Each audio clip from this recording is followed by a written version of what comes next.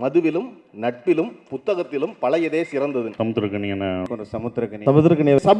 அவர்கள் சமுத்திரக்கனி கனி சமுத்திரக்கனி ஒரு படத்துடைய ஆடியோ லான்ச் தேட்டரில் பார்க்கும்போதே தெரிஞ்சிடும். இன்னைக்கு தேட்டரில் பார்க்கும்போதே இவ்வளோ கூட்டம் கீழெலாம் உட்காந்துருக்கல கூட்டம் இருக்கும்போது அதில் தலையாய ஆள் வந்து சமுத்திரக்கனி. இவ்வளோ இடம் கிடைக்காத டென்ஷனில் இருந்தால் சூரி சும்மா இல்லாமல் ரம்யாவுக்கு மேரேஜ் ஃபிக்ஸ் ஆகிடுச்சானே அப்படிங்கிறாப்புல. இவ்வளோ டென்ஷனில் இருக்கா அப்படின்னா இல்லைண்ணா ஏதோ பேப்பரில் படித்த மாதிரி இருக்கு உண்மை அப்படிங்கிறாப்புல.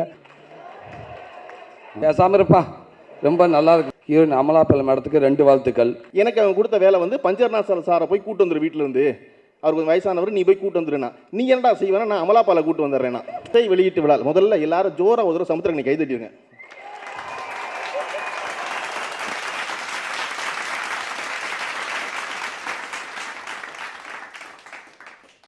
வணக்கம்.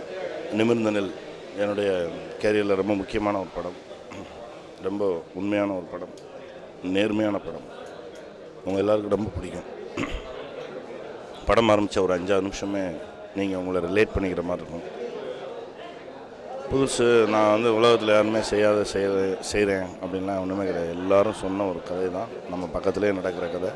ஒரு 6 மாதம் பேப்பர் படித்தா எப்படி இருக்குமோ அந்த மாதிரி இருக்கும் படம். ஆனால் அவ்வளோ ஜாலியாக இருக்கும். ஹாப்பியாக குடும்பத்தோடு உட்காரலாம், பார்க்கலாம், ரசிக்கலாம்.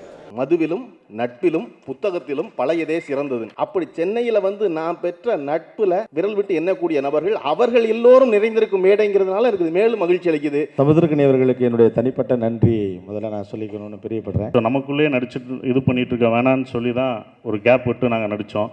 அதுக்குள்ளே என்ன ஆயிடுச்சுன்னா 2 பேருக்கும் சண்டை, பிரிஞ்சிட்டாங்க, அது இதுன்ட்டாங்க. இவங்க தான் சேர்ந்து நடிக்கும் போது ஏன் நடிக்கிறேன்னு கேட்குறாங்க. சரி கொஞ்சம் எல்லாம் வேறு இடத்துல போய் நடிச்சுட்டு வருவோன்னு சொன்னோம்.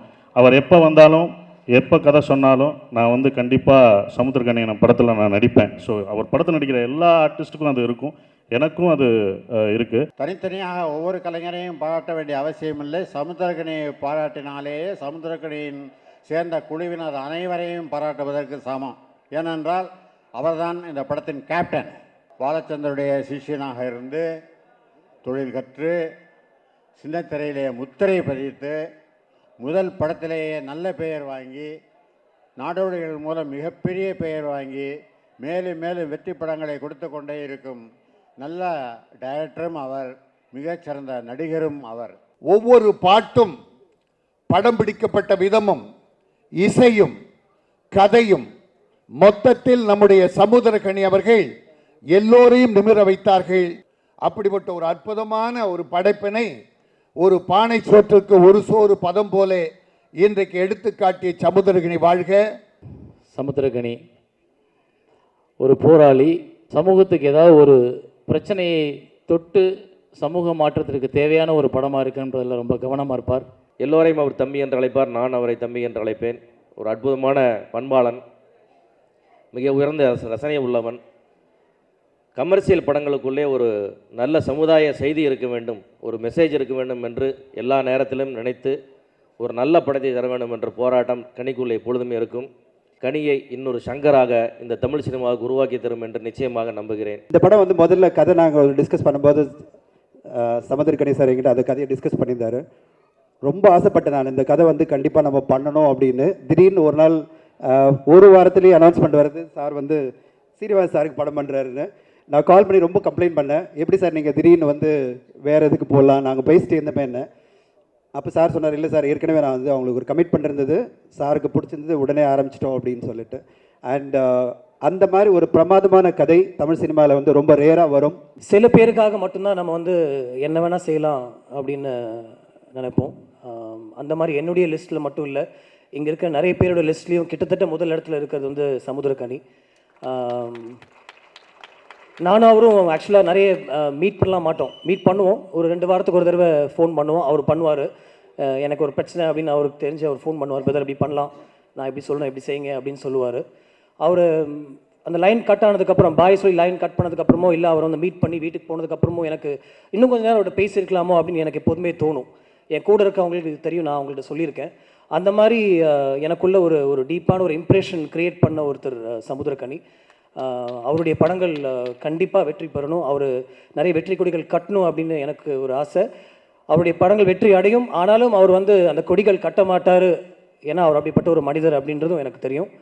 கனி சார் உங்களுக்கு ஆல் தி பெஸ்ட். அண்ட் இந்த சினிமாவில் வந்து போடா வாடான்னு பேசிக்கிற ஆள் வந்து ஒரே ஒருத்தர் தான் எனக்கு தெரிஞ்சு ஞாபகம் இருக்குது. அது சமுத்திரக்கனி ஒருத்தன் தான். அவனோட எனக்கான மகிழ்ச்சி என்னென்னா, நான் அவனுக்கு தொலைபேசியில் கூப்பிட்டு எங்கடா இருக்க அப்படின்னு நான் கேட்பேன். கேட்ட உடனே அதுக்கு பதில் வந்து அவன் என்ன சொல்லுவான்னா, வரவாடா அப்படிமா. எங்கடா இருக்கேன்னு நான் கேட்டவன் வரவாடாம்மா. நான் அதை நினச்சி தான் சொல்லியிருப்பேன் அவனை வர சொல்லுவோம்னு. என் அலுவலகம் ரொம்ப பக்கத்தில். சில நாட்கள் அவனை பார்க்க போகலாம்னு நினச்சி தொலைபேசியில் கூப்பிடுவேன். நான் கேட்பேன் எங்கடா இருக்கேன்னு. இப்போ வந்துரும்பான் அவன். இந்த வரவாடா வந்துருங்கிற இடம் இருக்குல்ல, அதுதான் நட்பின் ஆகச்சிறந்த இடம்னு நினைக்கிறேன். காதலி போல தன் மனம் என்ன நினைக்கிறதோ அதை பதிலுக்கு சொல்லணும்னு நினைக்கிறாள். அப்படி ஒரு ஆளில் வந்து நான் வந்து சமுத்திரக்கனி எடுத்து வந்திருக்கேன். தமிழ்நாட்டுக்கு கோபிநாத்தை கோட்டு இல்லாமல் காமிச்சதுக்காக இந்த கைதட்டு. இந்த படத்தில் எனக்கு ஒரு ரோல் இருக்குது. எனக்கு நடிக்கலாம் வராது, என்னை விட்டுருங்க அப்படின்னு சொன்னேன் அவர்கிட்ட. எனக்கு அதுதான் வேணும் வா அப்படின்னு கூப்பிட்டு வந்தார். இந்த படத்துடைய கதையை சமுத்திரக்கனி அவர்கள் சொல்கிறப்பெல்லாம் எனக்கு அந்த படத்தையே பார்த்த மாதிரி இருக்கும். அந்த கண்கள் அவ்வளோ விரியும், அவ்வளோ அப்படியே கோவம்னா கோவம் அவர் முகத்தில் வரும். அந்த அளவுக்கு ஒரு ஜீவனோடு அதை அவர் ரசித்து அதை ஒரு கதையாக சொல்லாமல் அவருக்கு இருக்கக்கூடிய ஒரு சமூக கோபத்தையும் சமூக அக்கறையையும் அந்த செல்லுலாய்டு வழியாக சொல்ல முயற்சித்திருப்பது தான் இந்த நிமிர்ந்த நெல்.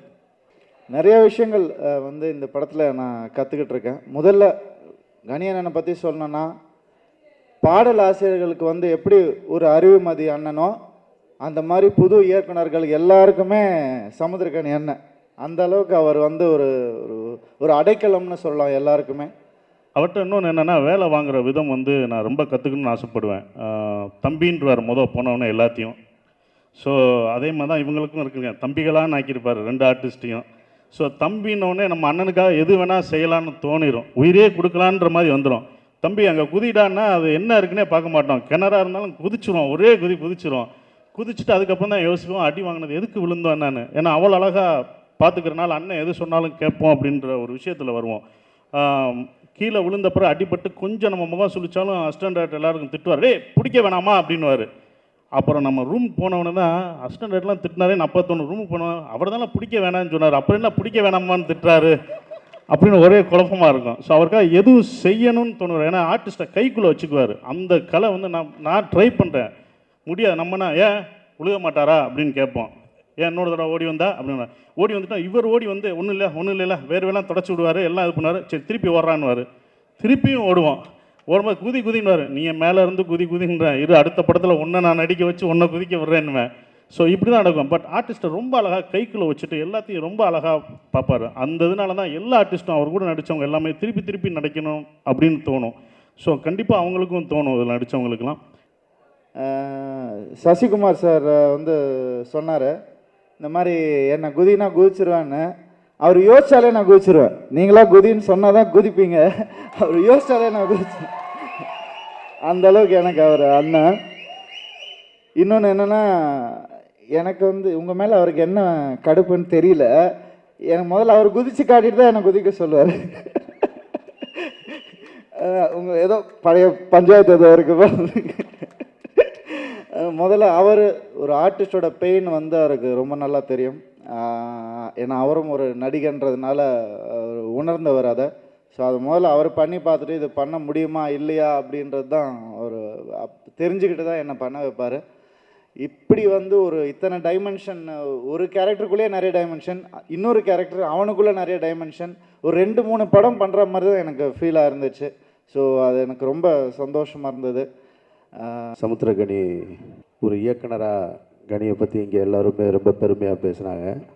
ஒரு சகோதரனாக தம்பியை பற்றி நான் சொல்ல வேண்டியது நிறைய இருக்குது.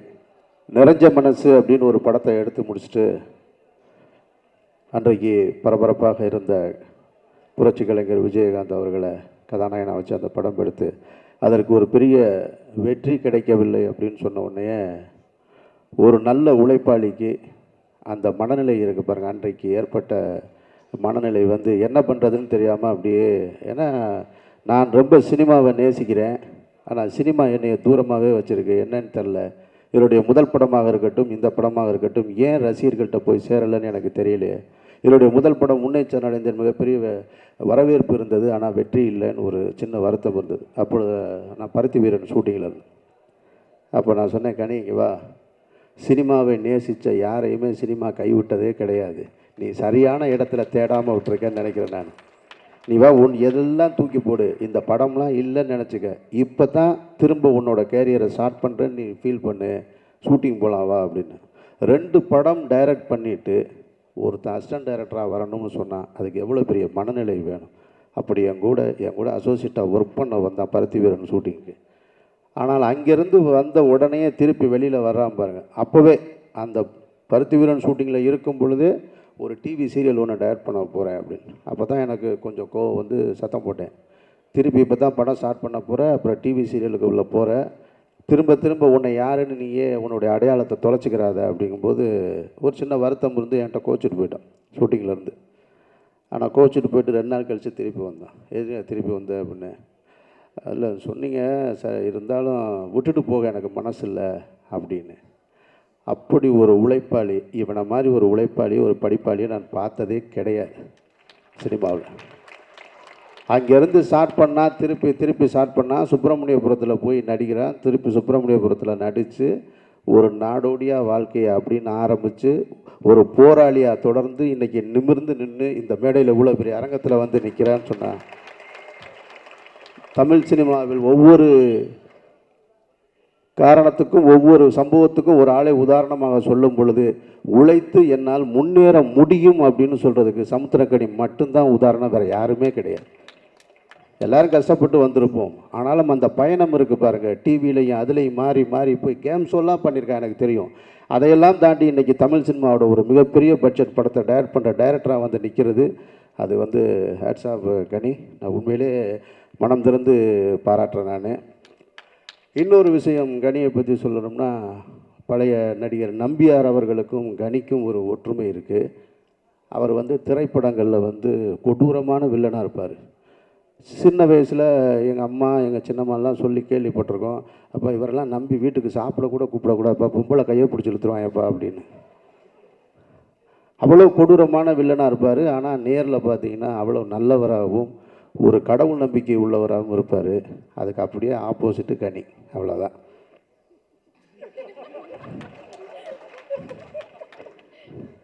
அது அவனுக்கே தெரியும், அதனால தான் சிரிக்கிறான்.